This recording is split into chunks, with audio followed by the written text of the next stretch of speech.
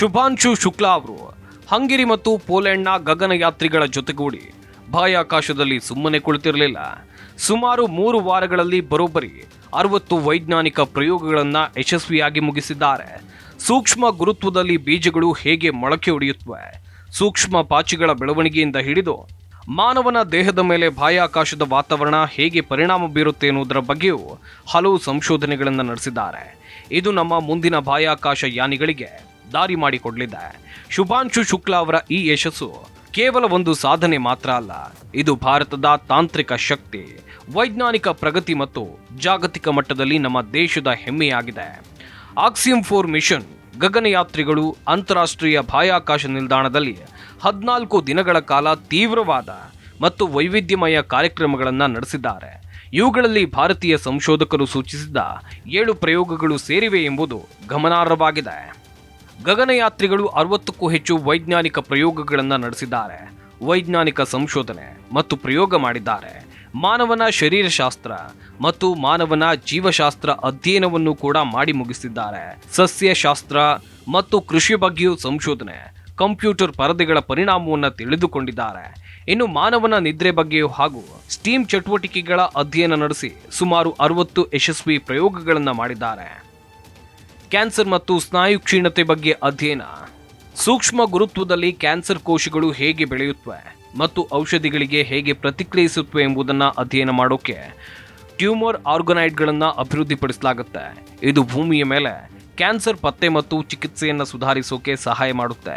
ಸೂಕ್ಷ್ಮ ಗುರುತ್ವದಲ್ಲಿ ಸ್ನಾಯುಗಳು ಹೇಗೆ ದುರ್ಬಲಗೊಳ್ಳುತ್ತೆ ಎಂಬುದನ್ನು ಗುರುತಿಸೋಕೆ ಮಾನವನ ಸ್ನಾಯುಕಾಂಡ ಕೋಶಗಳ ಮೇಲೆ ಪ್ರಯೋಗಗಳನ್ನು ನಡೆಸಲಾಗುತ್ತೆ. ಬಾಹ್ಯಾಕಾಶದಲ್ಲಿ ಶುಭಾಂಶು ಶುಕ್ಲಾ ನಡೆಸಿದ್ದು 7 ಪ್ರಯೋಗ. ಕರ್ನಾಟಕದ 4 ಪ್ರಯೋಗಗಳನ್ನು ಪ್ರಯೋಗಿಸಿದ ಶುಕ್ಲಾ ಬೆಳೆ ಬೀಜ, ಮೊಳಕೆ, ಪಾಚಿ ಬೆಳವಣಿಗೆ ಬಗ್ಗೆ ಅಧ್ಯಯನ. ಹೌದು, ಭಾರತದ ಪರವಾಗಿ ಶುಭಾಂಶು ಶುಕ್ಲಾ ಒಟ್ಟು 7 ವಿವಿಧ ಪ್ರಯೋಗವನ್ನು ಮಾಡಿದ್ದಾರೆ. ವಿಶೇಷ ಅಂದರೆ ಶುಕ್ಲಾ ನಡೆಸುವ 7 ಪ್ರಯೋಗಗಳ ಪೈಕಿ ಕರ್ನಾಟಕದ್ದೇ 4 ಪ್ರಯೋಗ ಇದೆ. ಕರ್ನಾಟಕದ ಅಧ್ಯಯನ ಸಂಸ್ಥೆಗಳು ರೂಪಿಸಿರುವಂಥ 4 ಪ್ರಯೋಗಗಳನ್ನು ನಡೆಸಿದ್ದಾರೆ. ಜೊತೆಗೆ ದೆಹಲಿಯ 2 ಪ್ರಯೋಗ, ಕೇರಳದ 1 ಪ್ರಯೋಗ ಸಂಬಂಧ ಅಧ್ಯಯನ ನಡೆದಿದೆ. ಬಾಹ್ಯಾಕಾಶ ವಾತಾವರಣ 6 ವಿವಿಧ ಬೆಳೆ ಬೀಜಗಳ ಮೇಲೆ ಹೇಗೆ ಪರಿಣಾಮ ಬೀರುತ್ತೆ ಎಂಬುದನ್ನು ಪರೀಕ್ಷೆ ಮಾಡಲಾಗಿದೆ. ಇದು ಭವಿಷ್ಯದಲ್ಲಿ ಬಾಹ್ಯಾಕಾಶದಲ್ಲಿ ಆಹಾರವನ್ನು ಬೆಳೆಯೋಕೆ ಸಹಾಯ ಮಾಡುತ್ತೆ. ಸೂಕ್ಷ್ಮ ಗುರುತ್ವದಲ್ಲಿ ಮೊಳಕೆ ಮತ್ತು ಪೋಷಕಾಂಶಭರಿತ ಸೂಕ್ಷ್ಮ ಪಾಚಿಗಳ ಬೆಳವಣಿಗೆಗೆ ಮತ್ತು ಮೆಟಪಾಲಿಸಮ್ ಅಧ್ಯಯನವನ್ನು ಮಾಡಲಾಗಿದೆ. ಪ್ರಮುಖ ಪ್ರಯೋಗಗಳನ್ನು ನೋಡೋದಾದರೆ ಕಾಳುಗಳ ಮೊಳಕೆ. ಧಾರವಾಡದ ಕೃಷಿ ವಿವಿ ಐಐಟಿ ಧಾರವಾಡದಿಂದ ಕಾಳುಗಳ ಮೊಳಕೆ ಒಡೆಯುವ ಬಗ್ಗೆ ಅಧ್ಯಯನವನ್ನು ಮಾಡಲಾಗಿದೆ. ಗಗನಯಾತ್ರಿಗಳ ಮಸಲ್ ಲಾಸ್. ಬಾಹ್ಯಾಕಾಶದಲ್ಲಿ ಯಾತ್ರಿಗಳ ಮಸಲ್ ಲಾಸ್ ಬಗ್ಗೆ ಬೆಂಗಳೂರಿನ ಬ್ರಿಕ್ ಇನ್ಸ್ಟೇಮ್ ಸಂಸ್ಥೆ ಅಧ್ಯಯನ. ಟಾರ್ಡಿಗ್ರೇಡ್. ಐಐಎಸ್ಸಿಯಿಂದ ಕಠಿಣ ಪರಿಸ್ಥಿತಿಯಲ್ಲಿ ಟಾರ್ಡಿಗ್ರೇಡ್ ಸೂಕ್ಷ್ಮ ಜೀವಿಗಳು ಬದುಕುಳಿಯುವ ಬಗ್ಗೆ ಅಧ್ಯಯನ. Electronic display. ಐಐಎಸ್ಸಿ ಬೆಂಗಳೂರಿನಿಂದ ಎಲೆಕ್ಟ್ರಾನಿಕ್ ಡಿಸ್ಪ್ಲೇ ಬಗ್ಗೆ ಅಧ್ಯಯನ. ಖಾದ್ಯ ಸೂಕ್ಷ್ಮ ಪಾಚಿಗಳು. ನವದೆಹಲಿಯ ಐಸಿಜಿಇಬಿಯ ಸೂಕ್ಷ್ಮ ಗುರುತ್ವಾಕರ್ಷಣದಲ್ಲಿ 3 ಆಯ್ದ ಖಾದ್ಯ ಸೂಕ್ಷ್ಮ ಪಾಚಿಗಳ ಬೆಳವಣಿಗೆ ಅಧ್ಯಯನ. Cyano bacteria. ಐಸಿಜಿಇಬಿಯ ಬಾಹ್ಯಾಕಾಶದಲ್ಲಿ 2 ವಿವಿಧ ಸೈನೋ ಬ್ಯಾಕ್ಟೀರಿಯಾಗಳ ಬೆಳವಣಿಗೆ ಬಗ್ಗೆ ಅಧ್ಯಯನ. ಆಹಾರ ಬೆಳೆ ಬೀಜಗಳು. ಕೇರಳದ ಐಐಎಸ್ಟಿಯ ಸೂಕ್ಷ್ಮ ಗುರುತ್ವಾಕರ್ಷಣೆಗೆ ಒಗ್ಗಿದ ಅಕ್ಕಿ, ಜೋಳ, ಎಳ್ಳು, ಬದನೆಕಾಯಿ, ಟೊಮೆಟೊ ಬೀಜಗಳ ಅಧ್ಯಯನ. 4 ಗಗನಯಾನಿಗಳಿಗೆ ವೈದ್ಯಕೀಯ ಪರೀಕ್ಷೆ. 7 ದಿನ ಗಗನಯಾನಿಗಳಿಗೆ ಪ್ರತ್ಯೇಕ ವಾಸಕ್ಕೆ ವ್ಯವಸ್ಥೆ. 4 ಗಗನಯಾನಿಗಳನ್ನು ವೈದ್ಯಕೀಯ ಪರೀಕ್ಷೆಗೆ ಒಳಪಡಿಸಿದ ನಂತರ ಹೆಲಿಕಾಪ್ಟರ್ ಮೂಲಕ ನಿಗದಿತ ಸ್ಥಳಕ್ಕೆ ಕರೆದೊಯ್ಯಲಾಗಿದೆ. 4 ಜನ ಗಗನಯಾನಿಗಳು ಭೂಕಕ್ಷೆ ಗುರುತ್ವಾಕರ್ಷಣ ಶಕ್ತಿರಹಿತ ಪರಿಸರದಲ್ಲಿ 20 ದಿನಗಳನ್ನು ಕಳೆಯಲಿದ್ದಾರೆ. ಹೀಗಾಗಿ ಭೂಮಿಯ ಗುರುತ್ವಾಕರ್ಷಣೆಯ ಶಕ್ತಿ ಪ್ರಭಾವದ ಪರಿಸರಕ್ಕೆ ಹೊಂದಿಕೊಳ್ಳುವುದಕ್ಕಾಗಿ ಅವರಿಗಾಗಿ 7 ದಿನ ಪ್ರತ್ಯೇಕ ವಾಸಕ್ಕೆ ವ್ಯವಸ್ಥೆಯನ್ನು ಮಾಡಲಾಗಿದೆ. ಇನ್ನು ಗಗನಯಾತ್ರಿಗಳ ಜೀವನ ಮತ್ತು ಬಾಹ್ಯಾಕಾಶದಲ್ಲಿನ ಅವರ ಕೆಲಸ ತೀವ್ರವಾದ ಸವಾಲುಗಳಿಂದ ಕೂಡಿರುತ್ತೆ. ಹಾಗಾದರೆ ಅವು ಯಾವುದು ಅಂತ ನೋಡಿದರೆ, ಗುರುತ್ವಾಕರ್ಷಣೆ ಇಲ್ಲದೆ ವಾತಾವರಣದಲ್ಲಿ ಮೂಳೆಗಳು ತಮ್ಮ ಸಾಂದ್ರತೆಯನ್ನು ಕಳೆದುಕೊಳ್ಳುತ್ತವೆ ಮತ್ತು ಸ್ನಾಯುಗಳು ಕ್ಷೀಣಿಸುತ್ತವೆ. ಬಾಹ್ಯಾಕಾಶದಲ್ಲಿ ಧ್ರುವಗಳು ದೇಹದ ಮೇಲ್ಭಾಗಕ್ಕೆ ಚಲಿಸುತ್ತವೆ.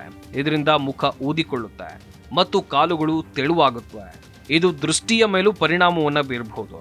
ಹೃದಯವು ಗುರುತ್ವಾಕರ್ಷಣೆಯ ವಿರುದ್ಧ ರಕ್ತವನ್ನು ಪಂಪ್ ಮಾಡುವ ಅಗತ್ಯವಿಲ್ಲದ ಕಾರಣ ದುರ್ಬಲಗೊಳ್ಳಬಹುದು. ಬಾಹ್ಯಾಕಾಶಕ್ಕೆ ಹೋಗುವ ಆರಂಭಿಕ ದಿನಗಳಲ್ಲಿ ಅನೇಕ ಗಗನಯಾತ್ರಿಗಳು ವಾಕರಿಕೆಯಿಂದ ಬಳಲ್ತಾರೆ. ಭೂಮಿಯ ವಾತಾವರಣವು ಹೆಚ್ಚಿನ ವಿಕಿರಣದಿಂದ ನಮ್ಮನ್ನು ರಕ್ಷಣೆ ಮಾಡುತ್ತೆ. ಆದರೆ ಬಾಹ್ಯಾಕಾಶದಲ್ಲಿ ಗಗನಯಾತ್ರಿಗಳು ಸೌರ ಮತ್ತು ಗ್ಯಾಲಕ್ಸಿಯ ವಿಕಿರಣಕ್ಕೆ ಒಡ್ಡಿಕೊಳ್ತಾರೆ. ಇದು ಕ್ಯಾನ್ಸರ್, ನರವೈಜ್ಞಾನಿಕ ಸಮಸ್ಯೆಗಳು ಮತ್ತು ಇತರ ಆರೋಗ್ಯ ಸಮಸ್ಯೆಗಳ ಅಪಾಯವನ್ನು ಹೆಚ್ಚಿಸುತ್ತೆ. ಭಾರತಕ್ಕೆ ಯಾಕೆಷ್ಟು ಮುಖ್ಯ ಈ ಗಗನಯಾತ್ರೆ? ಭಾರತೀಯ ಬಾಹ್ಯಾಕಾಶ ಸಂಶೋಧನೆ ಸಂಸ್ಥೆ 2027ಕ್ಕೆ ಭಾರತದ ಮೊದಲ ಮಾನವರಹಿತ ಗಗನಯಾನ ಯೋಜನೆ ಹಮ್ಮಿಕೊಂಡಿದೆ. ಗ್ರೂಪ್ ಕ್ಯಾಪ್ಟನ್ ಶುಭಾಂಶು ಶುಕ್ಲಾ ಅವರ ಬಾಹ್ಯಾಕಾಶ ಪ್ರವಾಸ ಈ ಯೋಜನೆಗೆ ಒಂದು ನಿರ್ಣಾಯಕ ಮೈಲಿಗಲ್ಲು ಅಂತ ಪರಿಗಣಿಸಲಾಗುತ್ತೆ. ಬಾಹ್ಯಾಕಾಶದಲ್ಲಿ 18 ದಿನಗಳ ಕಾಲ ಶುಕ್ಲಾ ಪ್ರತಿದಿನ 16 ಸೂರ್ಯೋದಯ ಮತ್ತು ಸೂರ್ಯಾಸ್ತಗಳನ್ನು ನೋಡಿದ್ದಾರೆ. ಯಾಕಂದ್ರೆ ಅಂತಾರಾಷ್ಟ್ರೀಯ ಬಾಹ್ಯಾಕಾಶ ಕೇಂದ್ರ ಭೂಮಿಯಿಂದ ಸುಮಾರು 400 ಕಿಲೋಮೀಟರ್ ಎತ್ತರದಲ್ಲಿದೆ. ಗಂಟೆಗೆ 28,000 ಕಿಲೋಮೀಟರ್ ವೇಗದಲ್ಲಿ ಕಕ್ಷೆಯಲ್ಲಿ ಚಲಿಸುತ್ತೆ. ಇದಕ್ಕಾಗಿ ISRO ಶುಕ್ಲಾ ಅವರ ಪ್ರಯಾಣಕ್ಕಾಗಿ ಅಂದಾಜು 550 ಕೋಟಿ ರೂಪಾಯಿ ವೆಚ್ಚವನ್ನು ಭರಿಸಿದೆ. ಲಕ್ನೋ ಮೂಲದ 39 ವರ್ಷದ ಶುಕ್ಲಾ ಅಂತಾರಾಷ್ಟ್ರೀಯ ಬಾಹ್ಯಾಕಾಶ ಕೇಂದ್ರಕ್ಕೆ ಕಾಲಿಟ್ಟ ಮೊದಲ ಭಾರತೀಯ ಆಗಿ ಇತಿಹಾಸವನ್ನು ಸೃಷ್ಟಿ ಮಾಡಿದ್ದಾರೆ. 1984ರಲ್ಲಿ ರಾಕೇಶ್ ಶರ್ಮಾ ಅವರ ಬಳಿಕ ಬಾಹ್ಯಾಕಾಶಕ್ಕೆ ತೆರಳಿದ ಎರಡನೆಯ ಭಾರತೀಯ ಶುಕ್ಲಾ ನಭಕ್ಕೆ ತೆರಳಿದ 634ನೇ ಗಗನಯಾತ್ರೆಯಾಗಿದ್ದಾರೆ. ಆಕ್ಸಿಯಂ ಸ್ಪೇಸ್ನ ಯೋಜನೆ ಮುಂದಾಳತ್ವ ವಹಿಸಿದ ಶುಕ್ಲಾ ಜೂನ್ 25ರಂದು ಫ್ಲೋರಿಡಾದ ನಾಸಾ ಕೆನಡಿ ಸ್ಪೇಸ್ ಸೆಂಟರ್ನಿಂದ ಸ್ಪೇಸ್ ಎಕ್ಸ್ನ ಫಾಲ್ಕನ್ 9 ರಾಕೆಟ್ನಲ್ಲಿ ಆಕ್ಸಿಯಂ 4 ಮಿಷನ್ ಪೈಲಟ್ ಆಗಿ ತೆರಳಿದ್ರು. 28 ಗಂಟೆಗಳ ಸುಗಮ ಪ್ರಯಾಣದ ಬಳಿಕ ಡ್ರ್ಯಾಗನ್ ಬಾಹ್ಯಾಕಾಶ ನೌಕೆ ಅಂತಾರಾಷ್ಟ್ರೀಯ ಬಾಹ್ಯಾಕಾಶ ಕೇಂದ್ರಕ್ಕೆ ಯಶಸ್ವಿಯಾಗಿ ಡಾಕ್ ಆಗಿತ್ತು.